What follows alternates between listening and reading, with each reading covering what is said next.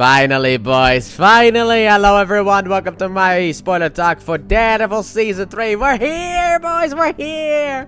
Finally. My favorite season in all of television. I love this season. I'm so excited to get into this spoiler talk. And also, if this spoiler talk does turn out to be a little bit lengthy, as you may not know, I am recording only the first part of it, because at the moment I've only seen the first episode. But if it turns out to be a little bit lengthy, I apologize. It's just I love this season so very much. And also, happy 10-year anniversary to this show, which I forgot to say in Season 1 and in Season 2, because I actually did forget that it was the 10-year anniversary. Last year, I made a plan in order to do the MCU starting in January of 2025. It's just I forgot that Season 1 came out in 2015, so that whole thing. But here it is. Finally, I can say happy 10-year anniversary for one of the best shows. My personal favorite show of, well, up there. I don't know if it's my favorite show, because there's two shows that I hold very dear into my heart. And while this one probably is way better, I will say that those two are they're just something special. The A-Team and Knight Rider, for anyone who was wondering. But I'm so excited to get into this because the devil will rise again, because its work is never done. So then, with episode 1,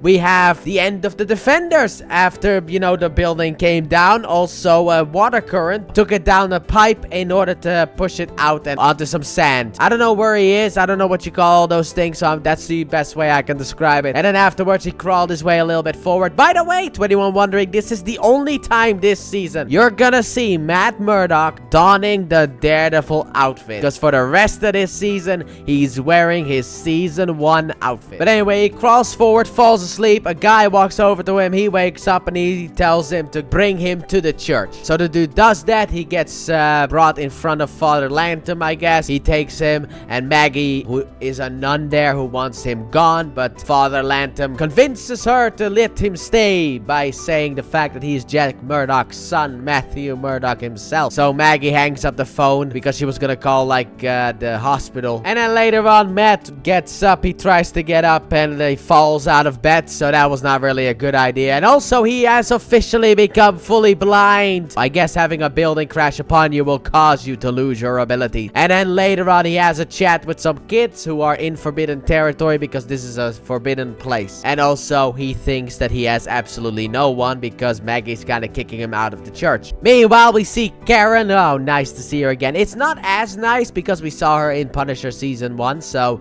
it's not been that long. Because for anyone who's wondering, it's been close to a year since I've recorded my review for the Defenders and also Daredevil Season 2 and also Season 1. So it's been a while since I've seen Matthew outside of Born Again, but it doesn't necessarily count because that is even further in the timeline. But it's been a while since I've been with the Netflix Daredevil. But Karen, like I said, was in Punisher Season 1, so that one was a little bit more recent. But anyway, apparently she's been taking care of Matt's place, paying the bills, and we get something that I never thought we would get. Like, most shows in Marvel don't do this, and I hate it when they don't do this stuff, because this is kind of like Aunt May seeing that Peter Parker's Spider-Man at the end of Homecoming and them just brushing it away in Far From Home like it's nothing. We get an actual flashback where Matt is like, I'm Daredevil, and then later on we see Karen go to Matt and it's like, so what exactly can you do? Are you actually blind? We actually get to see her reactions, and I love this flashback sequence a lot. This sequence was great. However, then Foggy comes in. Foggy, my boy, R.I.P. the boy, I miss you so much. But Karen needs his help with an extension on the rent, and then Foggy's like, look, Matt's gone. And it's like, that's the first time I've said it. It's like, well, at least you didn't have to go by the Punisher in order to say it. At least you got that over, Matt, because Matt needed the Punisher in order to pull out the fact that you were dead. But later on, he agrees to split the rent with Karen. You know, he'll help Karen pay for the rent, because I'm like, how does Karen paying for like 2 apartments? That's a bit weird. Also, Foggy blames himself for the fact that Matt's gone because of the fact that he was the one who in Defenders brought Matt the suit. So he's like, I kind of caused everything to go wrong. But then later on, Matt gets moved from the room that he had in the church to the basement of the church, because that is a better place to hide him. And also, Matt tells this really long story, but basically the gist of it is Matt is like, God abandoned me. He hates me, and he'd rather die as the devil than live as Matt Murdock, which is going to be a big part of this season. Meanwhile, Fisk is still in control of the prison because he's making something for himself. He's ready to sit down and eat, and everyone's making noise, and he's like, quiet!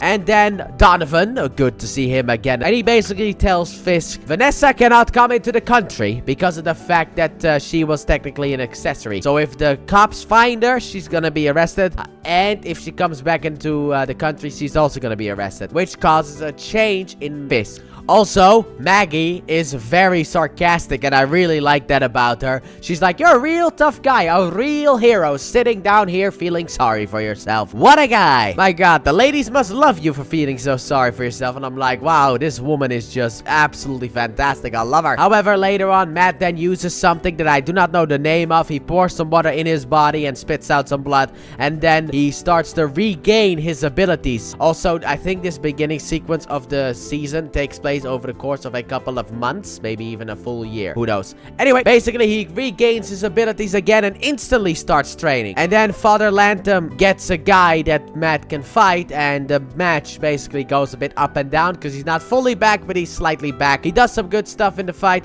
and he does some bad stuff. He gets hit a lot. And then he gets basically knocked out. Not really knocked out, but his powers get taken away from him slightly. So then at night, he decides, well, what's the best thing I can do? I'm just gonna go and climb to the top of the church, and then I'm gonna head out and save a woman and her dad. However, he is about to be beaten and killed, and then the guys are about to walk away, and he's like, finish it! And he's ready to die, but the cop sirens appear, and that causes the bad guys to run away. So Matt lives to fight another day, and he goes back to the church, I guess. And then we get to meet a very important and also a fan favorite character of this season, Ray Nadim. Yes, indeed. Now, in season 4, I think it was, of Agents of S.H.I.E.L.D., there was a character named Nadir, and I always wanted to confuse her for Nadim. That's because I love Nadim, and he's a great character. Anyway, Nadim is having a party, and at the party, his wife basically tells him, yo, we are out of money. We don't really have a lot of money anymore. We got money problems. So then later on, when he goes to work, he is an FBI agent. He wants a promotion, but he's not getting that promotion because of the fact that he has money trouble. However, what he does get is he gets the case for Fisk. So the FBI, apparently, since Fisk has been taken into custody, have been trying to get him to spill the beans on other crime syndicates so that, you know, they can arrest them, as in like an informant. However, Fisk has been completely silenced until now. He starts to speak. He's like, Mr. Nadim, have you ever loved someone so much? He's like, is that a threat? I was like, wow, okay. Yeah, I understand why he's saying that. But he decides that he will help in order to get Vanessa back. And man, what an opening. I'm already hooked, man. Can't wait to go into the next episode. So, with the intel that Fisk has provided, the FBI is making arrests left and right, sadly enough. Not yet center, but they've done left and right. At least we got those out of the way. However, because of all of this, Fisk gets stabbed in the prison, and he wants to get to a, basically witness protection, as you could say. That's basically where he wants to get into. Meanwhile, Maggie sees that Matt is hurt because of the fact that he went out last night, and she takes care of his wounds. And we also get a bit of a flashback that even as a kid, Matt thought that God hated him. He's always had a little bit against God himself. Also, Maggie wants Matt to stop being Daredevil, and then he's like, it's my true purpose. What if your true purpose got taken away? What if you were not allowed to be a nun anymore? And she's like, I would cry. And it's like, let me cry alone, then leave. So the Nadim is really happy about the whole, you know, everyone being arrested and all that stuff. However, then the talk comes about who gets Fisk full time, and the demon immediately is like, I want Fisk full time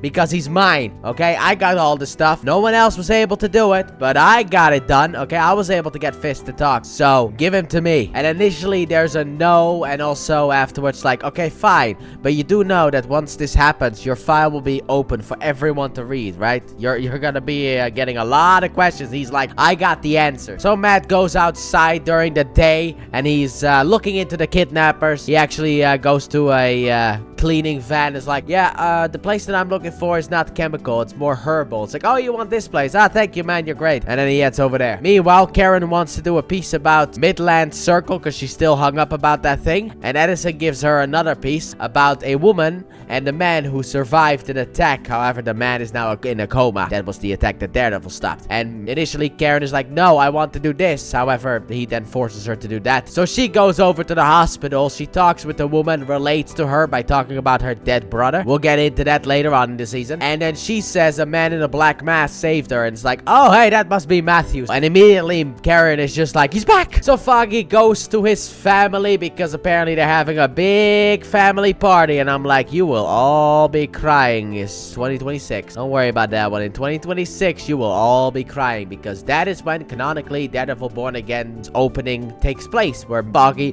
don't remind me, but he is having a fun time at the family party. His dad tells him that he's proud of him, and I'm like, you prick, because my dad never told me that. And then later on, within a low moment with his brother, he tells his brother that with his life he's not really fulfilled. Look, he's getting the money, but without Matt, it's like Matt was basically like, they were a duo, okay? You can't take them away from each other, because just like Foggy says, I was all about the money and Matt was all about helping people. We made a perfect team, and he does feel unfulfilled without Matt being there. So then Karen comes in, and she needs to talk to Foggy, and she tells Foggy immediately like, hey, Matt might be alive because of the fact that Daredevil save someone's like, yeah, it might not be Matt, you know. I mean, Hell's Kitchen is ground zero for the vigilantes, and I'm like, wow, okay. So does that count under the whole Sokovia Accords or not? Because I'm still a little bit confused about how the Sokovia Accords truly work. Do they work really only exclusively with powered people? Because also Black Widow had to be on it, but like Matt is just beating up some guys in the street, so does that count for? Like, how does it really work? Because Black Widow was on the Sokovia Accords, but she doesn't have any powers. She just has skills. Matt technically also has skills, or Daredevil. But then you got Luke Cage and Jessica Jones who actually have powers. So I don't really understand how the Sokovia Accords work. They will actually, funny enough, be referenced in Jessica Jones season 3 though. It's a weird season to reference it, looking at the fact that season 2 takes place after the Sokovia Accords. But Foggy doesn't believe her, and then she walks away angrily. Understandable. I mean, we know that Matt's alive, so it's understandable. Karen was right. Meanwhile, Daredevil finds the place that he needs. He goes inside, gets a flyer, knows the guy is missing a finger. It's like, okay, yeah, you are the bad guy. So he goes outside, puts on his outfit, goes inside, sneaks around, turns off the lights, starts beating everyone up,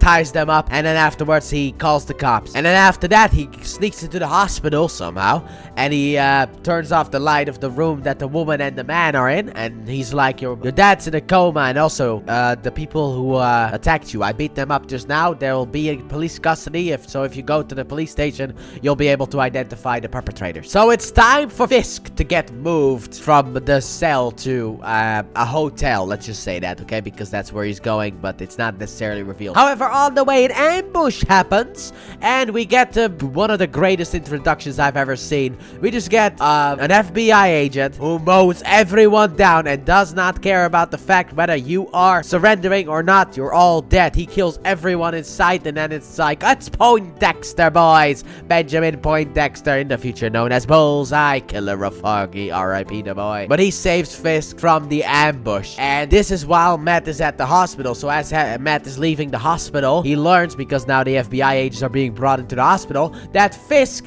is free. Well, free-ish. Let's just say free-ish. So, yeah, when the devil comes back, so does the fat man. Alright, people, it's a new day, and before we get into episode 3, what I want to say is that for the remainder of this spoiler talk, all of this is being recorded on the same day that season 2 review and spoiler talk go live on the APR channel. Well, this channel, actually, this is the APR channel, but on this channel. So this is being recorded on the 26th of June of 2025. Anyway, let's get into episode 3, shall we? So Fisk, they put him in a hotel after the whole ambush, and Fisk learns that Vanessa's missing. Also, Karen has a date set up that she didn't really know about. It was a bit of a sneaky move by Edison, but she still sticks around. And also, Foggy has nightmares about Matthew. This time it was body Matthew. And then everyone learns that Fisk is quote-unquote free, but not really, but kind of free. He's being put in a hotel. So outside of the hotel, you have huge protests. Well, huge is, you got a protest going on where it's like, put him back in prison and all that stuff. And you know what? There's a lot of protests where I'm like, because usually protests go to violence, but this one I'm like, you guys are actually doing a pretty good job. As long as you don't break anything, everything should be fine. But I agree with this protest wholeheartedly. Fisk should be back in prison. I could not disagree with that. So Matt arrives at the hotel, and he's thinking about why would they let him out, and then a vision of Fisk appears behind him, and he is being haunted by Fisk, who then basically tells him, maybe it's because of the fact that God wanted to punish you, my boy, so maybe that's why I'm free now. So basically it is him kind of giving us what Matt is also thinking about, like maybe God is punishing me, maybe he made a deal with the FBI and all that stuff. So Matt sneaks into the building in order to figure stuff out. Also, Vanessa, turns out, is actually in Spain, which Fisk is really not happy about. And Foggy heads over to Blake Tower in order to try and convince him to put Fisk back in prison, or at least the fact that he's gonna help him. But it's like, yeah, Foggy, I can't do anything either about this. It's like, okay, yeah, you're useless. Foggy tries to make it a bit of a political thing. It's like, is it because of the fact that you're running for re-election? It's like, no, maybe. But Matt is not only thinking about why, but he's also thinking about, can I kill him? Should I kill him? Because I put the dude in prison. He takes over the entire prison, just like I saw back in season 2, you know, and now he's out again, even though he should be in prison. Maybe the best thing to do is just to kill him, which means Matt could be about to do the one thing he has sworn not to do. Break that one rule. So he tries to go upstairs in order to get more information, I guess, but then Agent Poindexter stops him. We have the first meeting between these two characters, so Matt isn't really able to go a lot further. So then later on, Fisk has taken an interest in Poindexter because of the fact that he saved him and all that stuff. However, Dex isn't really that happy about that, so he takes away his food. And then later on, he has a little bit of a talk with someone about like an evaluation, as you could say, of the situation that happened, because technically he killed someone, so he should be on leave. But then we get the reveal that Dex cares about Julie. She's going to become a very important character later on in this season. So then later on, Matt visits Donovan in his car, tries to choke him out to get information, and he gets the information. However, he doesn't believe it, even though it's true, and that is the fact that Fisk did all of this for a woman, which is not entirely true, but it also is true. Like, he did this because of Vanessa, but also he sees an opportunity in order to be able to make everything better. So it's kind of like there's two motives going on, but Vanessa is the bigger motive. So then Matt fights the FBI in order to try and escape, and Karen is working on this story about Fisk, and then Edison is like, you should not do that, and she's like, look, I don't care about like, give the credit to him. I don't care. It's just Fisk owns that hotel that he's staying in because they used to belong to the other people that he had arrested, and now he owns where he's being held captive. That is a bit of a sus thing, okay? Also, Dex is spying on Julie, and Matt visits Foggy, and Foggy's like, my boy, you're back! And Matt's like, I'm not back. I'm not back because Matthew's dead. Alright, Matthew died that day. Daredevil is the only one that remains. And Foggy's like, there's something wrong with you, dude. However, Matt was also here because of the fact that he stole Foggy's wallet. However, it does hurt him to say that stuff, to tell him that he's done with Foggy. It breaks him. You could see that. He walks outside. It's like, I'm in so much pain, but it had to be done. It had to be done. And then to end the episode, Fisk learns from Donovan that Matthew, or Daredevil, is back in action. Ha! Blindsided. Anyway, Matt goes back home to grab his suit because he's gonna do something thanks to Foggy's ID. He's gonna go to prison, boys. He's got a prison date. Meanwhile, Marcy thinks that Foggy should be loud because Foggy is being very overly paranoid. But if he's loud, he can't really be touched by Fisk that easily, because if Fisk takes him out, you know, like, it's gonna be a lot more difficult when he's so loud, you know? If it's someone in the shadows, you can pop him and call it a day. But loud means you become a bit more untouchable. So that is what Foggy is going to do. Also, Matt pretends to be Foggy in order to get into the prison, which somehow works. I find that really weird because he's like, look, I have this card here, and it doesn't have picture ID, but it's the best that I got. And it's like, okay, name Franklin Nelson. It's like, okay, let him in. It's like, he could have read the card before he came to the prison and still, yeah, whatever. Also, Foggy goes to Karen to tell her about the fact that Matt is back, but he doesn't want anything to do with them. And what does Karen do? She goes to Matt's house, storms in there, and is like, Matt, where are you? He's not here, sadly enough. However, his glasses are there, and I'm like, are you people dumb? Just a question, are you people dumb? Because it's like, oh, Matt has been here because his glasses are there, and I'm like, but there's a hat hanging from the coat rack. You saw that, right? That was the hat that Matt was wearing at the beginning of the episode. Like, what? That is a bigger thing than the glasses. So in prison, Matt visits a guy who he knows, and he wants to speak to the Albanians. However, then the inmate punches him, and Matt gets taken to the doctor. However, the doctor was a trap set up by Fisk because he still owns about half the prison, maybe more. are. But Matt fights it off. Fisk is like, so you are the devil of Hell's Kitchen, just as I thought, back in season 2. And Matt tries to escape, but it doesn't really work because 3 inmates try to beat him up. But he actually does beat them up. Also, this is technically the season 3 hallways fight. Punisher did it better though, but that's because Punisher just murdered everyone left, right, and center. But Matt fights them off, and then he continues to try and escape. Doesn't necessarily work because the cops are also in Fisk's pocket. But eventually he gets grabbed by this Albanian guy who takes him to the leader, Vic. And then Matt tries to explain to Vic that it's like, look man, I want to get Fisk. I will put Fisk back in here and then you can have your go at him, okay? And then he gives us the big explanation about the fact that, well, we didn't try to get at Fisk here in the jail. We only tried to get him outside of jail, which means that when he got stabbed, that was actually Fisk's plan. Fisk paid off the guy, who he gets the name of, in order to let the FBI take him out of prison and put him in that penthouse that he owns. So this was all part of his plan. Like I said, it's not all about Vanessa, okay? Fisk is still being a big prick. So then the Albanians help Matt escape the prison, which is a really cool sequence. And Matt gets into the cab, who he told to wait, and he's like, just drive. I would have said go back to church, but hey, whatever. Meanwhile, at the hotel, there's an investigation that has happened into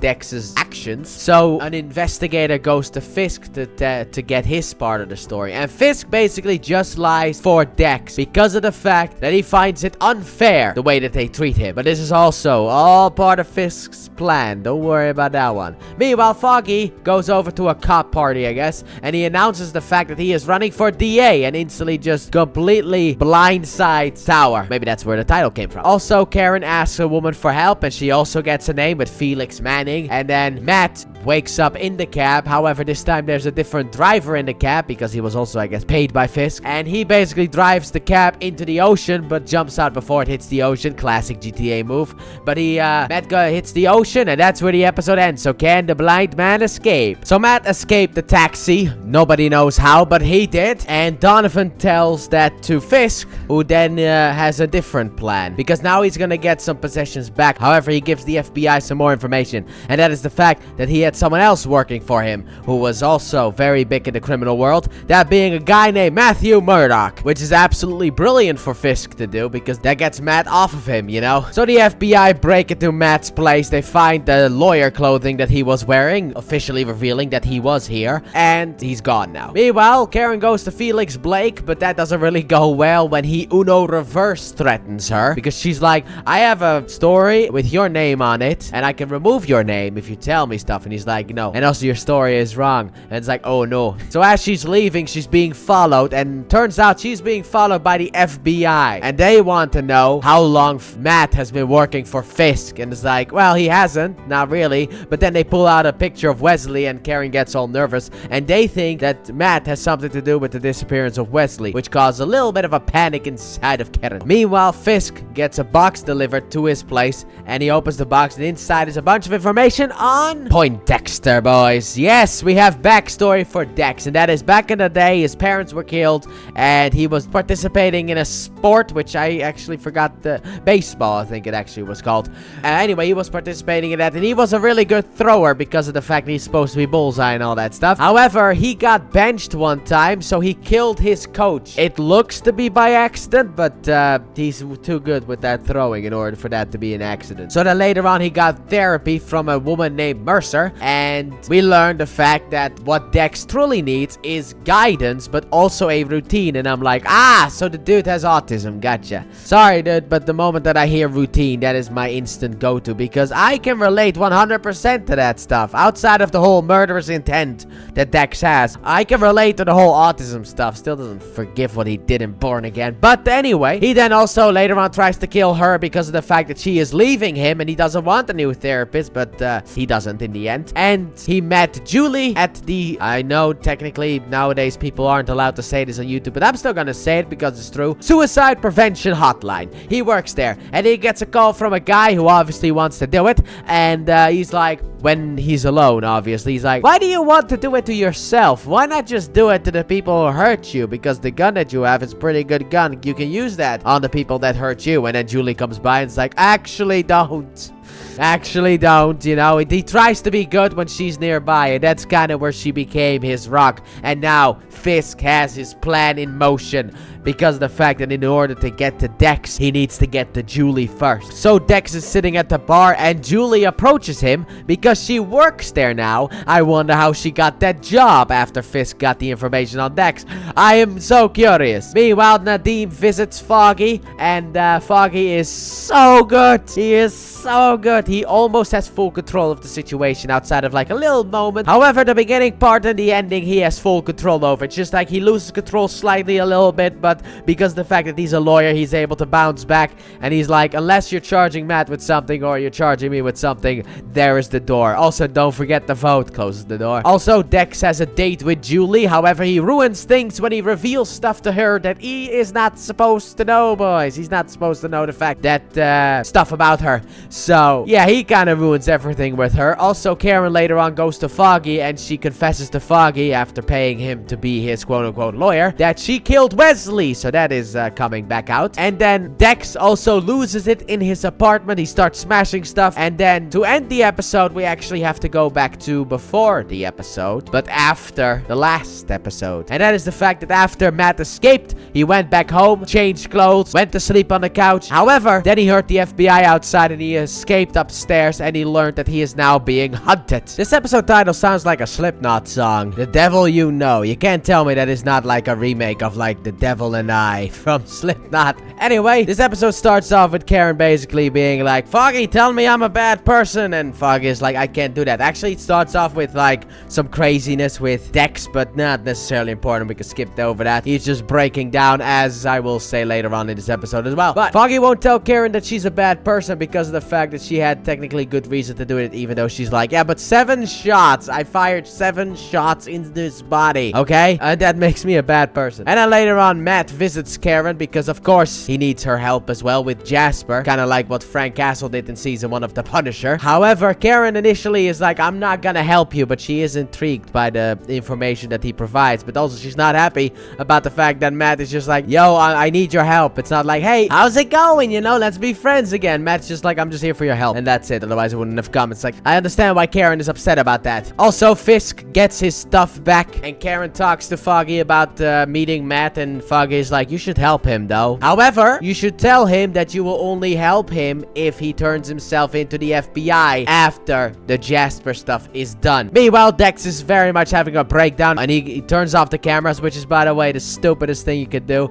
Come on, man. You could turn off the cameras, but they're gonna know eventually if they look back through the footage that they have some missing footage, and they'll know who worked. And man, it's not your smartest play, let's be honest here. But he tells Fisk like, you think that having that woman here will make me weak in the knees? You really think that? Say something. And then he goes into like, when I was a boy, I beat my father to death with a hammer. It's like, okay, that just comes out of nowhere. That wasn't even part of the conversation. But he's basically putting his hand on his shoulder and being like, I'm here for you, son. Kind of like that. That's what he's trying to do, because this is part 2 of his master plan in turning Dex into his loyal soldier, I guess. Starting off, we're gonna have him break down with Julie, and then Fisk is gonna be there to put the hand on the shoulder. And if things went well between him and Julie, he's gonna be like, I'll be here for you. In that sense, he has a plan no matter what. But he's gonna be the one to be the father figure that obviously Dex is missing. However, afterwards, he learns that the FBI is throwing Dex under the bus. So Dex is not really happy about that. He is, that is the last straw for him. And that is what officially pulls out the bullseye, boys. Also, Matt told Karen that he's staying where he grew up, and Foggy knows that location, and he tells Karen, and Karen visits the church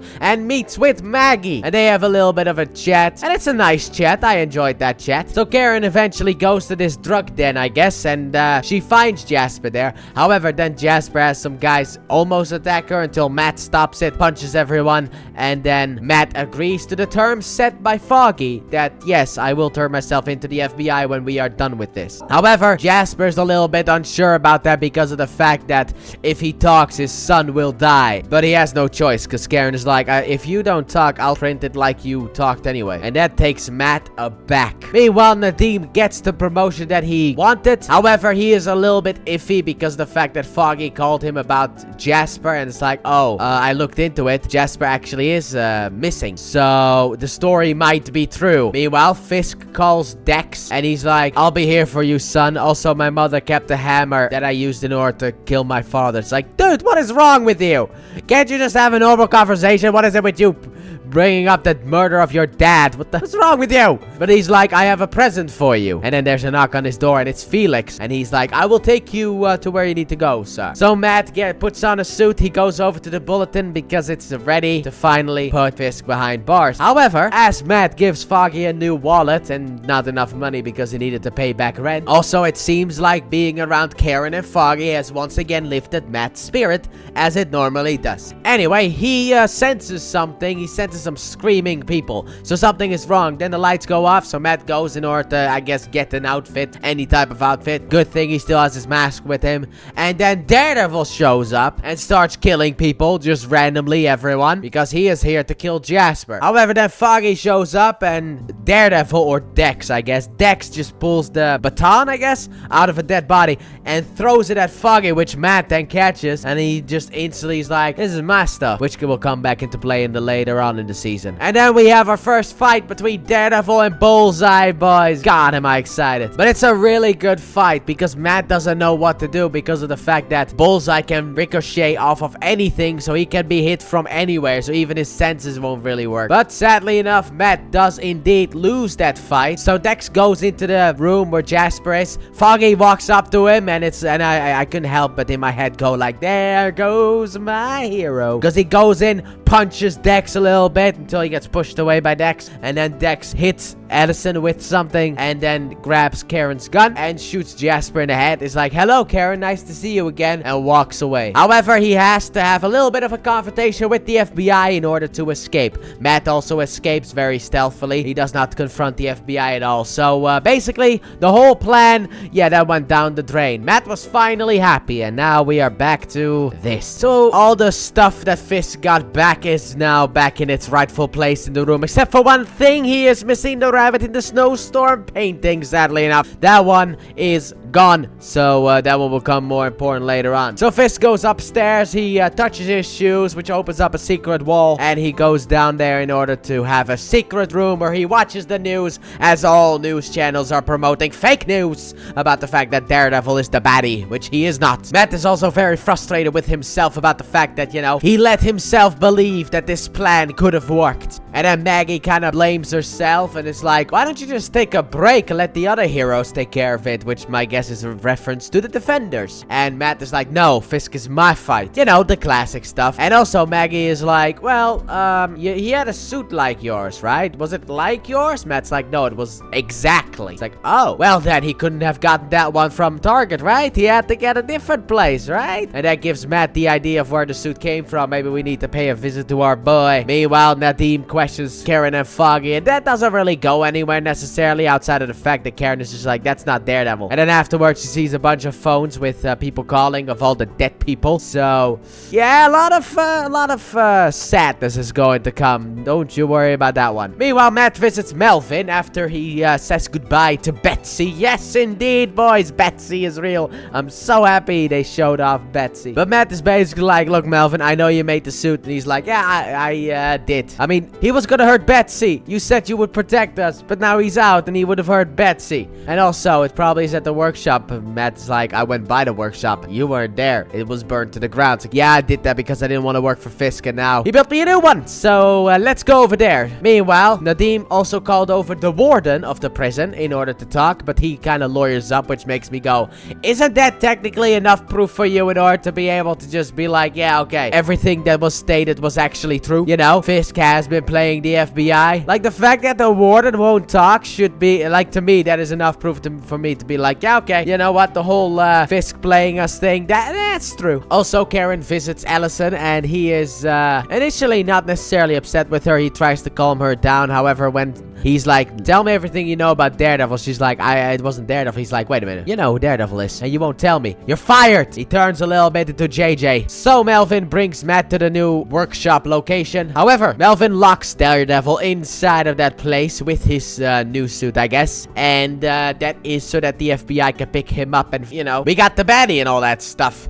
But Matt escapes. He tries to talk Melvin down, and Melvin is just scared. We have a little bit of a fight once again between the two, but Matt wins. Matt eventually convinces Melvin to give him information, which the information is, yo, the person who was wearing the Daredevil suit is an FBI agent. At that point, the FBI pops in. Matt and Melvin fight the FBI. However, as the FBI keep pouring in, Matt eventually hides and escapes, while Melvin gets arrested, and that explains why in She-Hulk he had to get a new tailor. So then he goes back to Fisk's room, and when he gets inside of the house, he's like, oh my god, what have we done? I think he truly sees the horror that he has done with the fact that Fisk now has all of his stuff back. In a way, once again, kind of confirming that, yes, Fisk has kind of been playing us. But they also have a little bit of a conversation that doesn't necessarily go anywhere, and potentially a threat at his family, sadly enough. So Matt, after, you know, that whole debacle, heads off to Betsy, and he's like, you should quit your job, and you should start your life somewhere else, because Melvin's been arrested, and Fisk is coming for you. And I feel bad for Betsy, and also they are having a secret relationship, which, let's be honest here, once there's love there, that it's just, certain things are meant to be done, even if it is illegal. Well, kind of. I mean, you're not supposed to do actual illegal stuff, but a relationship between, you know, parole officer and the convict, if there's true love, and also Melvin, you know, I'm happy for the two of them. I am very happy about them. Also, speaking of being happy for someone, I'm also very happy about Foggy and also his relationship, because I remember that conflict in season 1 where she basically just wanted a man, and now that Foggy comes home from the attack and he's just in panic, she's like, oh my god, my Foggy bear, are you okay? It's like, so even if he breaks down in emotion, you care about him. This is beautiful, absolutely perfect. But Foggy notices something in her bag, so he starts to investigate, and apparently Foggy has figured out what Fisk is planning to do. So that's fast, you know. I mean, yes, we are over the halfway point, but still, we got about another 6 episodes left to go, boys. But I wonder what the plan is, because we are not going to know that in this episode. So Karen, being in a panic and all that stuff, she calls her dad for a visit, but dad won't allow her to visit. And we'll find more about that in, I think, episode 11, if I remember correctly, which actually has a funny thing about Twitter, but I'll get more into that once we get to that episode. And also, Nadeem tries to get the footage of the shanking of Fisk. I don't know, maybe he wants to masturbate to it. However, the people in charge will not give him that footage, and he comes home. The family congratulates him. However, his wife is also upset with him because of the fact that he lied to her, and then later on he goes downstairs in order to grab something to drink, and that's where Matt visits Nadeem and tells him, after a little bit of a struggle, that the Daredevil imposter is actually an FBI agent. Oh my god, dude, I thought that was episode 10. There you go, my honest reaction about the ending of this episode. But let's get into the beginning.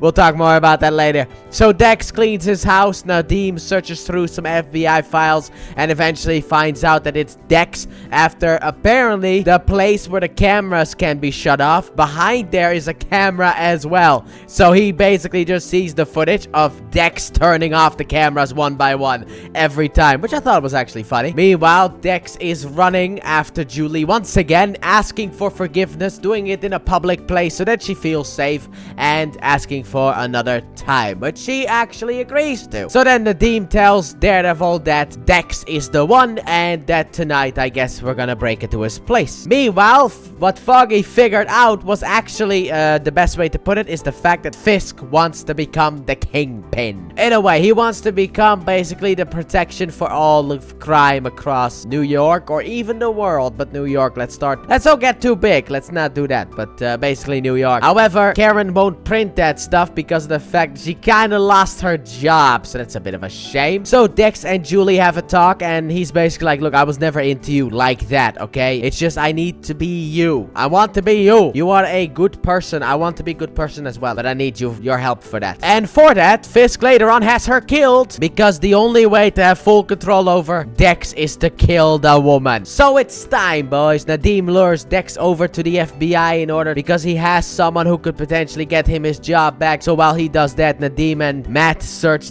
his home, and Matt now officially knows that he is the killer because of the fact that, well, he smelled the suit, and also I like how he breaks into the safe. However, the suit is not here, so there's not actual proof. However, then they listen to a couple of the tapes where it's like, oh, this is just a deranged psychopath, isn't he? However, they don't have official proof. Also, Dex learns that if they are successful, he will get his job back in about 6 months. So he grabs his phone, texts Julie, and then Fisk has someone text back, leave me alone, and then block the number, as in that's what Julie did. So that's a little bit of a problem. So Dex goes back home. However, he overhears the argument between Matt and Nadim because Matt knows that Dex is coming back. So Matt wants to take him, and Nadim is like, no. So he grabs a couple of things, gets into his house, sees the fact that his safe is open, grabs his gun, puts in the bullets, and then he notices that the dudes are upstairs. So he starts ricocheting bullets upstairs, and Nadim is like, they came from the alley. No, they did not. They came from downstairs. So Nadim escapes, and Matt also escapes, and then the cops arrive. However, Dex is like, I'm FBI. Don't shoot me. ID is in my pocket. Don't worry about it. And Matt stole one of the tapes. So then Karen, with really nothing else to do, she goes over to Fisk,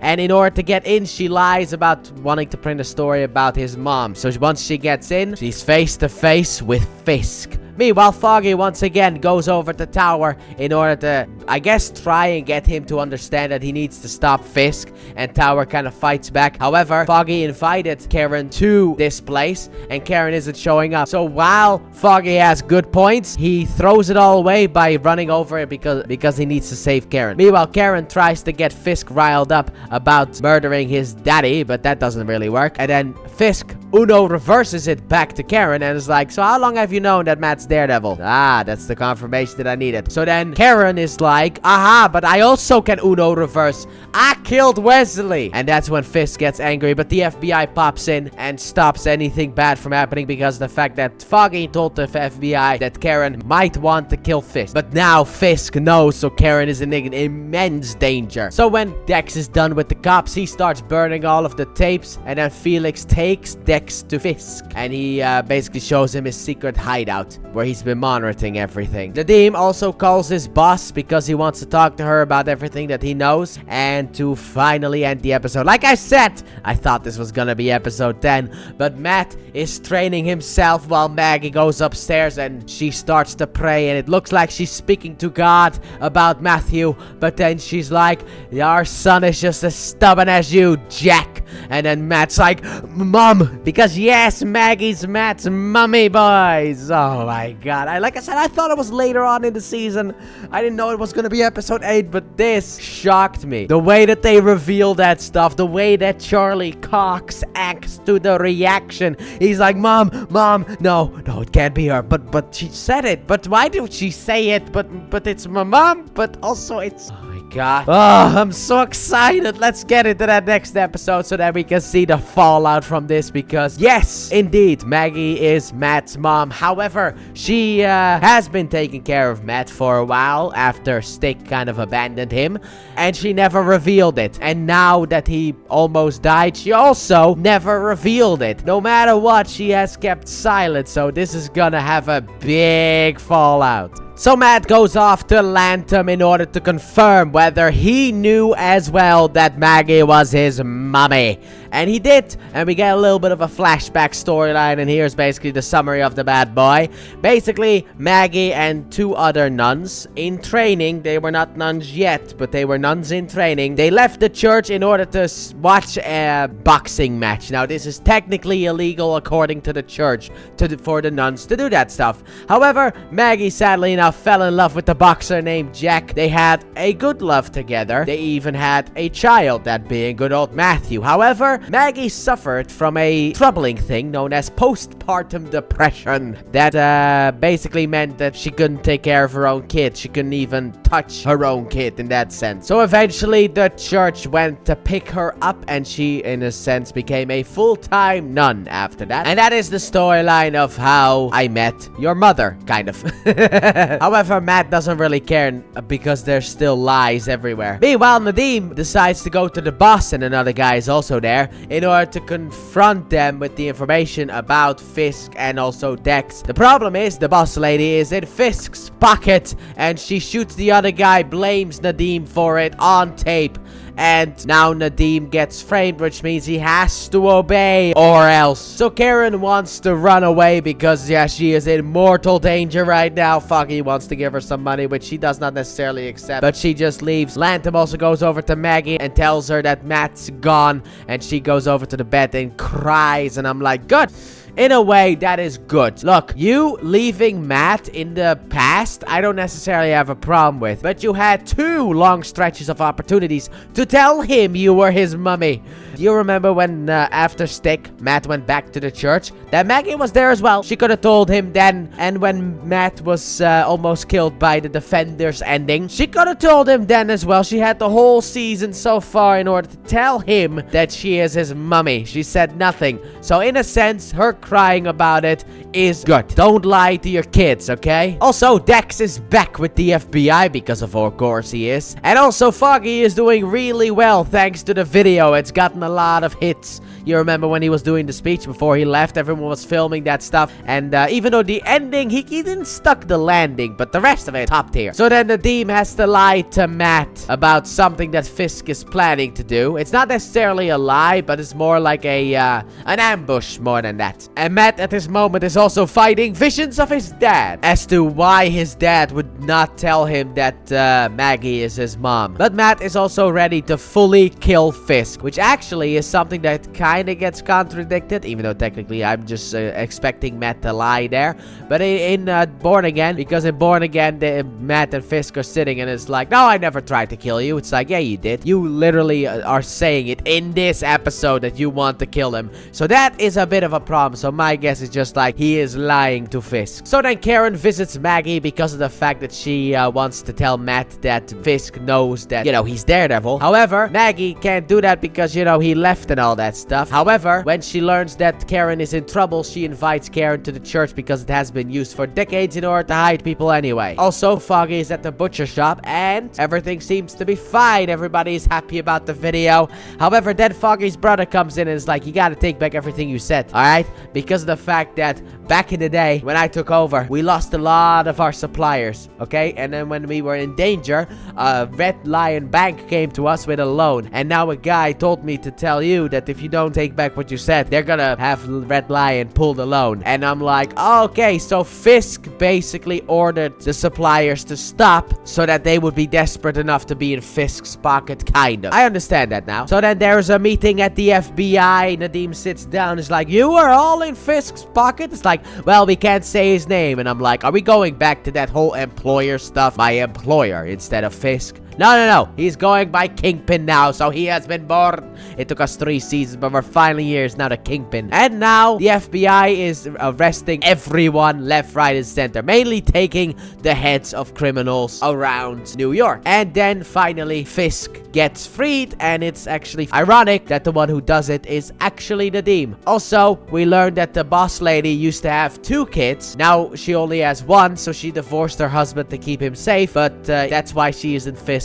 pocket, because of that situation, in order to keep her other daughter safe. So then it's time to drive to the primary location for a meeting, and Nadim calls Matt about it and tells him about it. Now obviously it's a trap and Matt is not gonna go. Instead, he goes over to the hotel and waits there for Fisk to return. So at the crime meeting, Fisk is like, I will give you protection from everything if you give me 20% of all your stuff. All the stuff that you get from now on, 20% goes to me. And then one guy's like, no, I'm not doing it because of the fact that you work with the FBI, and I'm not doing it. And then Dex, dressed as Daredevil, kills that guy. And then the woman is also there from Luke Cage season 2. You remember her? But she's there and she's like, so where do I deliver the money? Because after the dude gets killed, Fisk is like, now it's 25%. And then later on, Fisk finally knows that Matt isn't coming, which, you know, they're not really happy about, but should have probably expected. And then they leave in order to head back to the hotel while Matt is waiting there. However, just at that moment,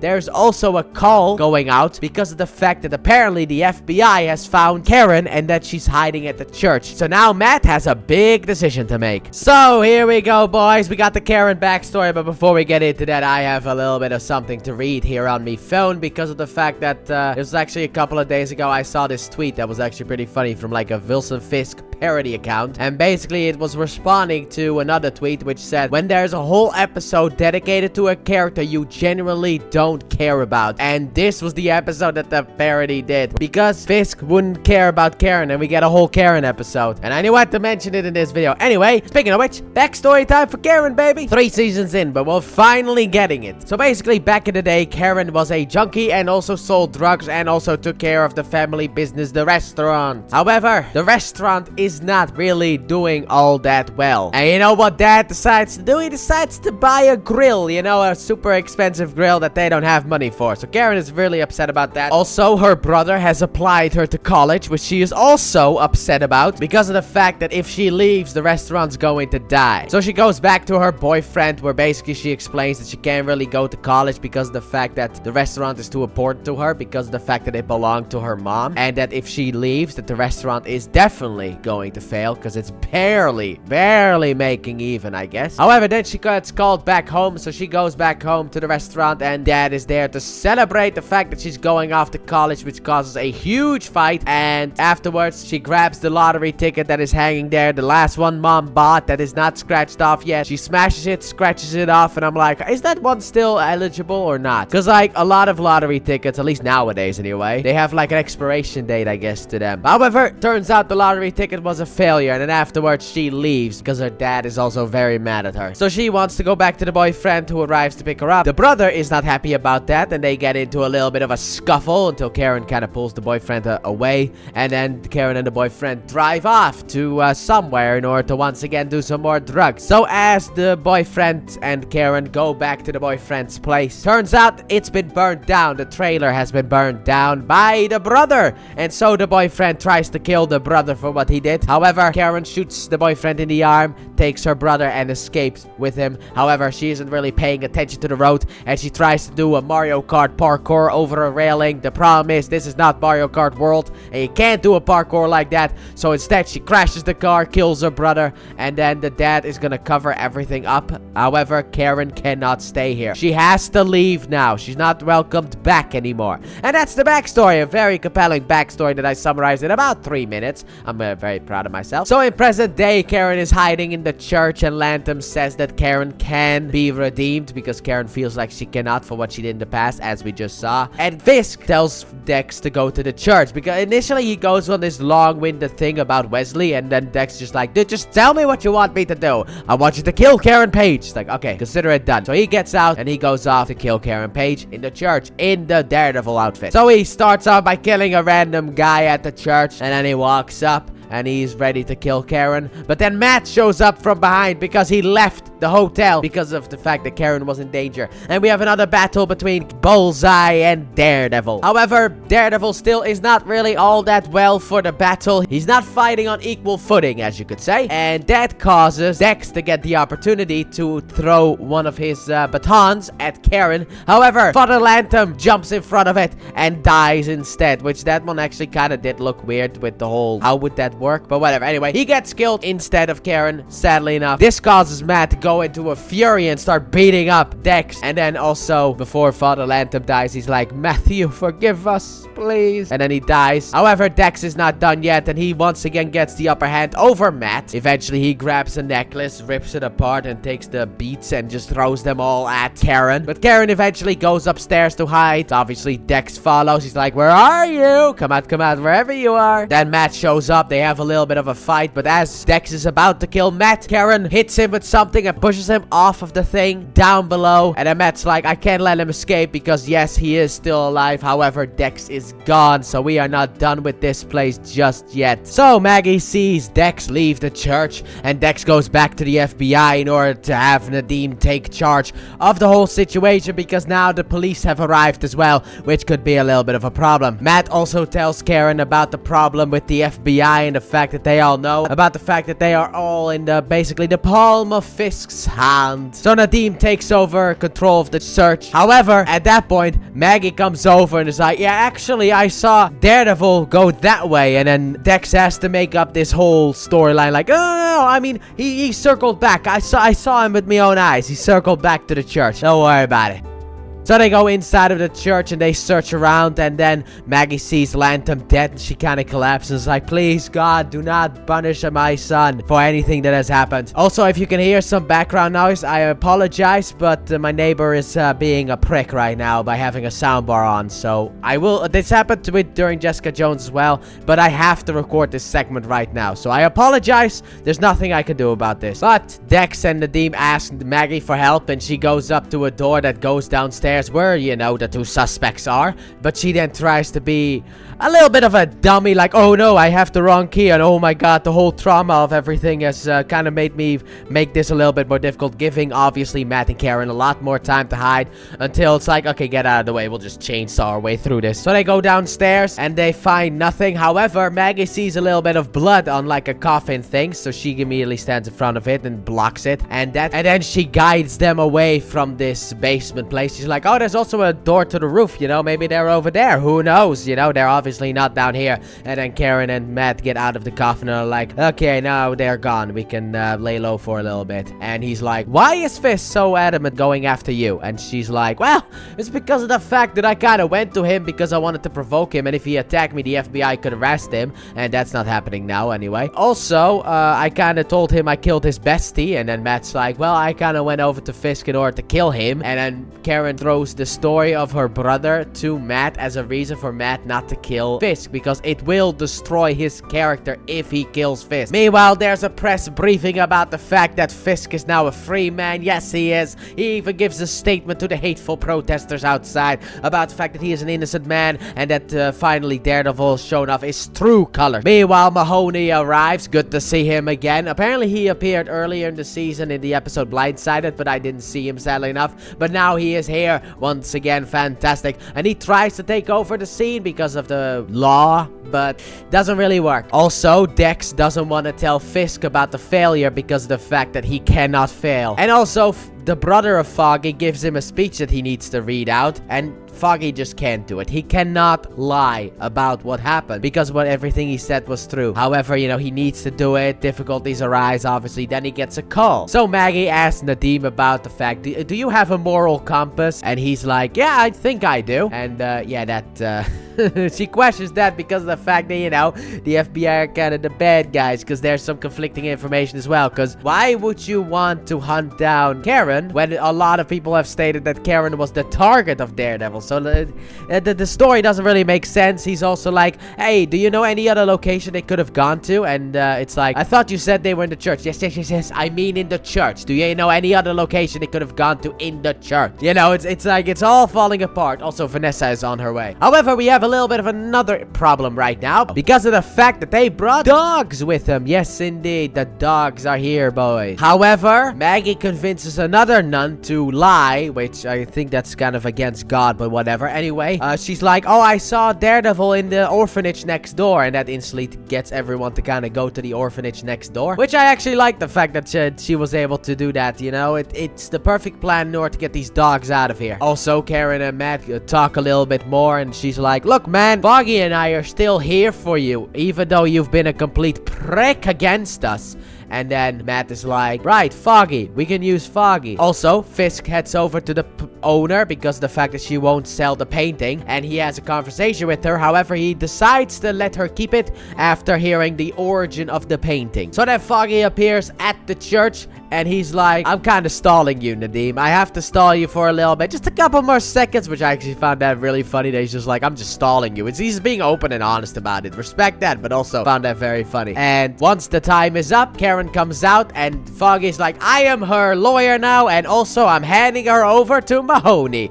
And Dex is really not happy about this, and he's about to get into a fight with the cops. He's about to kill some cops right here in order to kill her. And then Nadim basically tells Mahoney the truth. It's like, if you give her to us, she'll be dead before the end of the day. However, if you keep her, she will not be dead by the end of the day. So please keep her. Do not let us take her, please. So Mahoney takes Karen away, and then Dex explores the church a little bit more, and he sees that they've been hiding down there the entire time, and he gets upset. He wants to attack Maggie. However, then he hears some of the other cops being like, what kind of a monster would kill a priest? And then he goes to an ambulance and yells. So then Mahoney is like, look, I needed to see it with my own eyes, but Fisk really has turned the feds, huh? Alright, this is fantastic. Also, if you need help, the cops are here with you, okay? If you need help taking down Fisk, we are here with you, because we still remember what that bald bastard did to us. So then Karen and Foggy go up to the roof, and Matt is there as well, and we get a little bit of a reunion, as is the title of the episode. And also, we now need to listen to Foggy's plan, because killing Fisk is not the right way to do. We gotta have faith in the system, and Foggy's plan is perfect. Step 1, we work together. Step 2, we build a case. Step 3, we nail Fisk. And it's like, wow, really perfect. You come up with that plan all by yourself? No more details? Like, I need to scratch out some more details, you know, but who cares? Anyway, we need to find another witness. That is our #1 priority. We need to find another witness who has nothing to lose. And then Matt's like, no.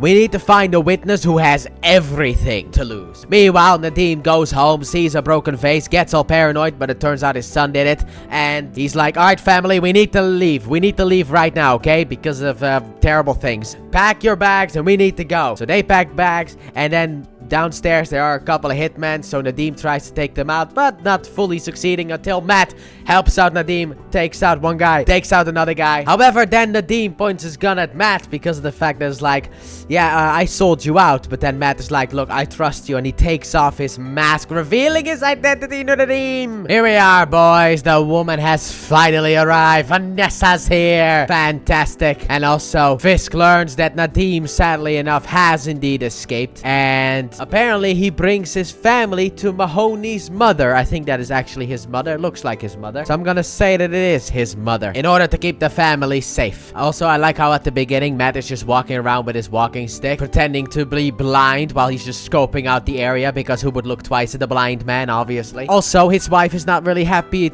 about Ray because of the fact that, well, he's been lying over and over again. She doesn't like that. And also, Nelson and Murdoch are back, baby, because Foggy's like, we'll represent you as Nelson and Murdoch, and it's like, yeah, boy. Dex also wants to say sorry to Fisk for failing him. However, Fisk doesn't want to hear it right now because Vanessa's back, and that is his entire focus, so Dex feels like even more of a failure. Also, Karen tells Nadim exactly what he has to do in order to get his family out of America, because they're not safe here. And basically, we gotta head over to Ubisoft Montreal in order to be able to get this out. Sorry, whenever I hear Montreal, I just automatically think about Ubisoft Montreal. It's just as an Assassin's Creed fan, it's just something that happens. I can't help it. And then Mahoney stops Tower because Foggy needs to talk to him. And Foggy's like, look, man, I'm gonna drop out of the race because of the fact that my family's in danger. Also, we have someone who wants to talk to you. So eventually Tower accepts the deal. He heads over, and the law firm right now is at the boxing dojo. I guess you could call it that. I forgot what it's, Fogwell, I think, or whatever it's called. Anyway, that's now where the Nelson and Murdoch hideout is. So Tower arrives there, and Nadim tells Tower everything. However, he does not get full immunity, sadly enough. I also do like how Dex is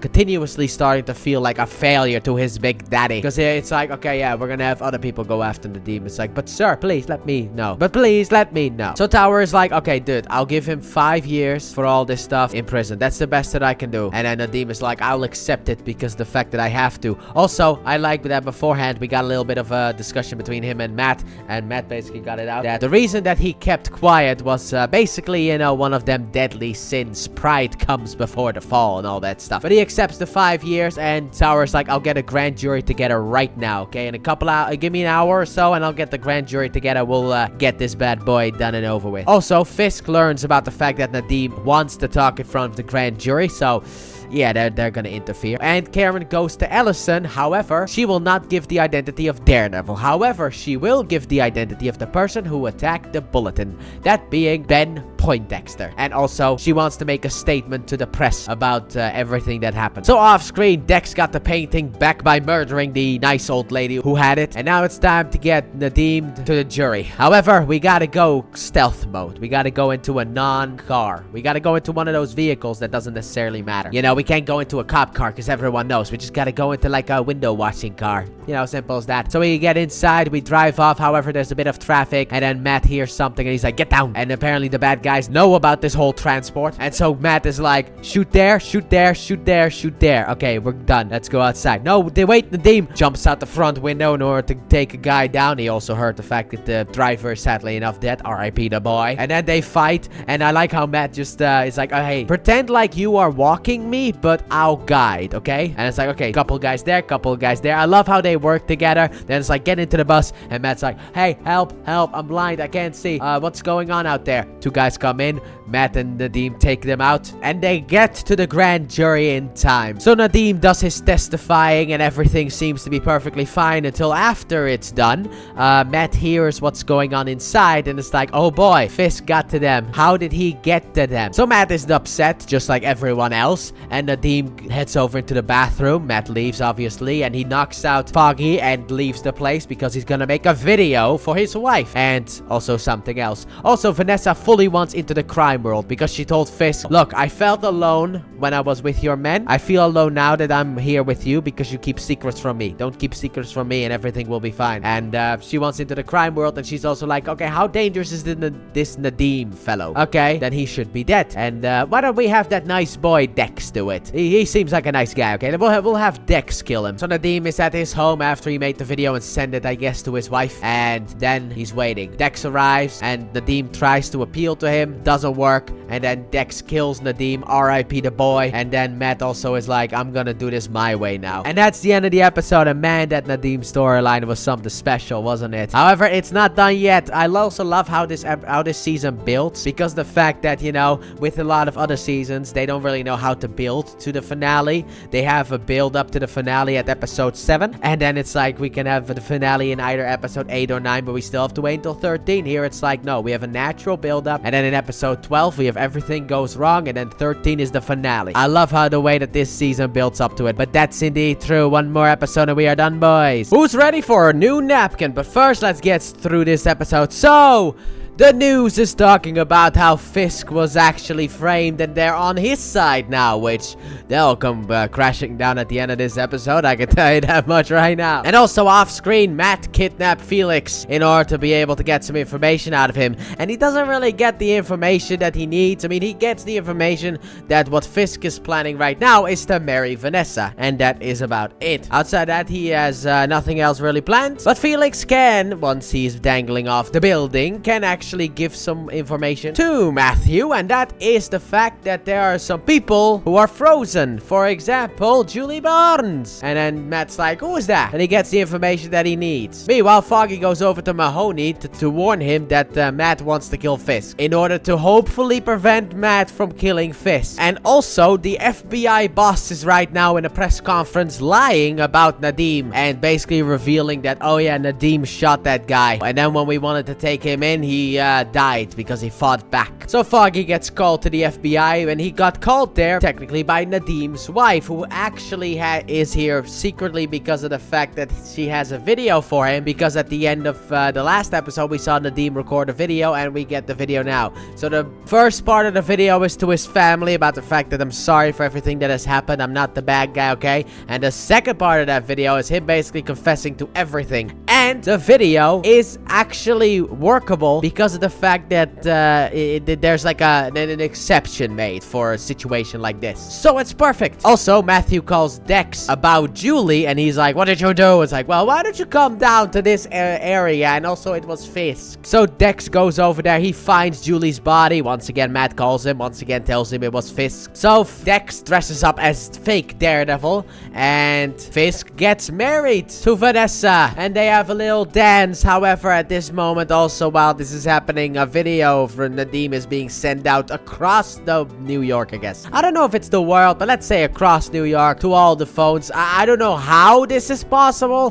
Who has the hacking tech to be able to do this? Did they go to Micro, and ask him for help for this? But anyway, it gets sent out to everyone's phone. Everyone sees it while Fisk is dancing with Vanessa. However, at that point also, Dex is here. And Fisk is able to get Vanessa out. And then the FBI starts shooting at Dex and also Matt, who is here now as well. However, Matt needed Dex in order to create a distraction so that he could go in the stealth way, because that is what he does. Also, Vanessa wants to run, but that's not necessarily going to happen because of the fact that Matt went the secret way through the secret area that Fisk had. He also told the woman who was there about the fact that's like, hey, you, shut down the elevators. I won't want anyone to stop me from killing Fisk. So then we have it, boys. The battle between Daredevil and Kingpin finally.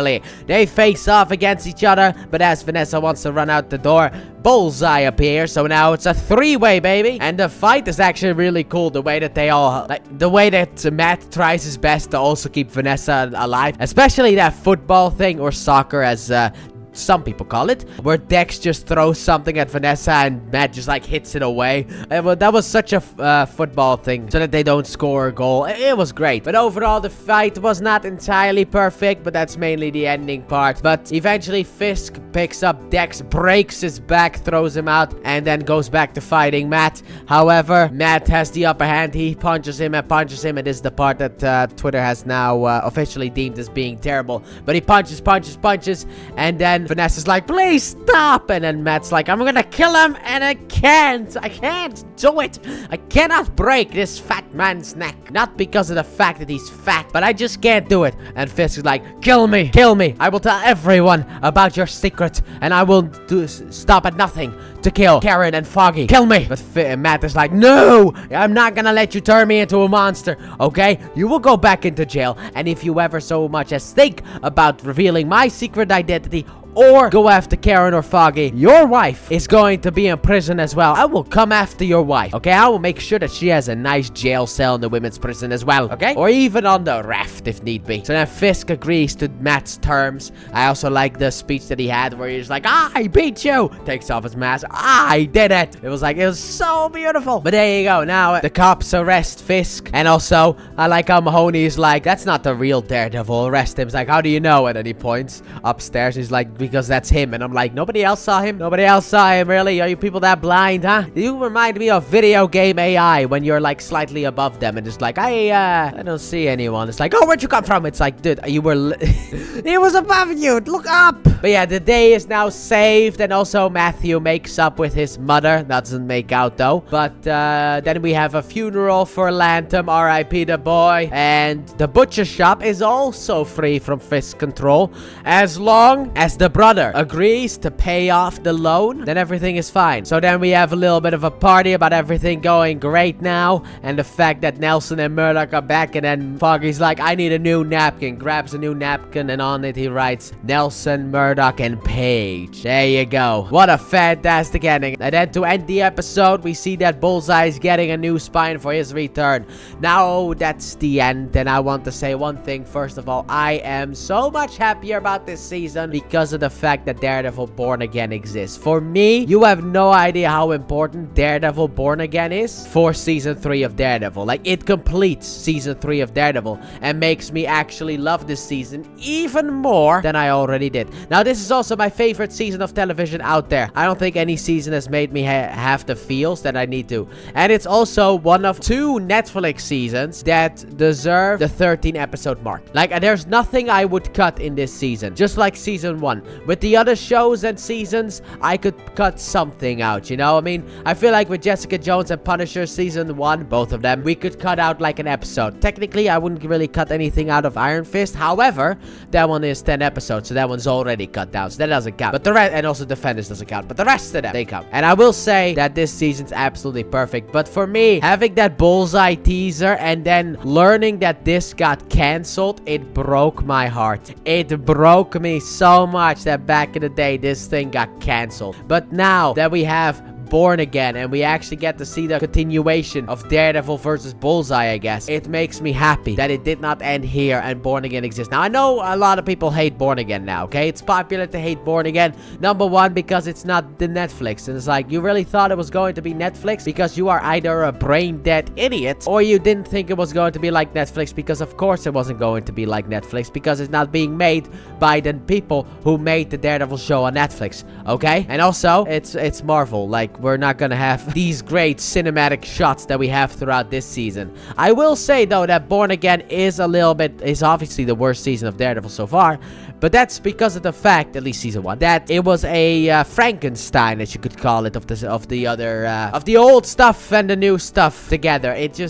It had big problems, but I'm still happy that it exists because it gives me that continuation that I needed. And unlike season 1, I am highly excited about Born Again season 2, because I know that one's gonna be way better, because the people involved are the people who actually made Born Again better than it was. Because initially it was going to be trash. Now it's actually pretty good. To me, it's the best thing Disney Plus has pooped out. But to be honest, there's not really any competition in my opinion, because I didn't really like anything that Disney Plus pooped out. But don't worry about that, we'll get there eventually. I will be very negative during the multiverse saga, and I would like to apologize, but I'm also not gonna apologize, because that's just what Marvel did. They made trash. But for this season, let's go back to that one. I loved it. Everything throughout. I loved the storyline that they had for Bullseye in this season. I loved the Ray Nadeem storyline. I loved Matt's character arc throughout the season, where, you know, after season 1 and 2, and also Defenders of trying to balance his life, he just gives up on a part of the life. However, it's not the part of the life that everyone wants him to give up on, and that is the Matt Murdock part. He's just gonna be full-on Daredevil right now. And also the fact that he wants to kill Fisk, but then he decides not to because of the fact that Matt has a heart and he knows that someone loves Fisk, and he cannot do that. If Vanessa wasn't there, maybe he would have killed Fisk. I don't know if he would have killed Fisk if Vanessa wasn't there, but I think Vanessa's pleas for stop, I think that actually got Matt to actually stop. But I love this season, and it's my favorite season of all time. Like, there's nothing I would think is better. For me, this is peak TV. Simple as that. This is also technically the only season that I would have actually liked if it got a couple more episodes. You know, maybe an extra 2 episodes in order to really, like, spend more time with Matthew, because I love Matthew so much. But man, this season is great. But I don't have anything else to say really outside of the fact that I'm about to repeat myself if I continue on with this season. This season is absolutely beautiful, and I would highly recommend anyone to watch it. But with that being said, let me know what you guys thought about season 3 in the comment section down below. Spoiler filled, obviously, since this is that video. And with that being said, I hope you guys have enjoyed, and if you did, please like button, subscribe if you haven't done so already. Turn notifications, don't forget to check out the Let's Play channel, link in the description and at the end of the video. And I'll see you guys next time for something that actually has been removed, apparently, because anything having to do with Runaways is gone from Disney Plus, at least here in the Netherlands. The 3 seasons of Runaways are not on Disney Plus anymore, and neither is season 2 of Cloak and Dagger, and that is what we will be taking a look at next time. So that means I have to go back to the ways of old in order to be able to watch that. But I hope you guys will tune in for that one. Bye.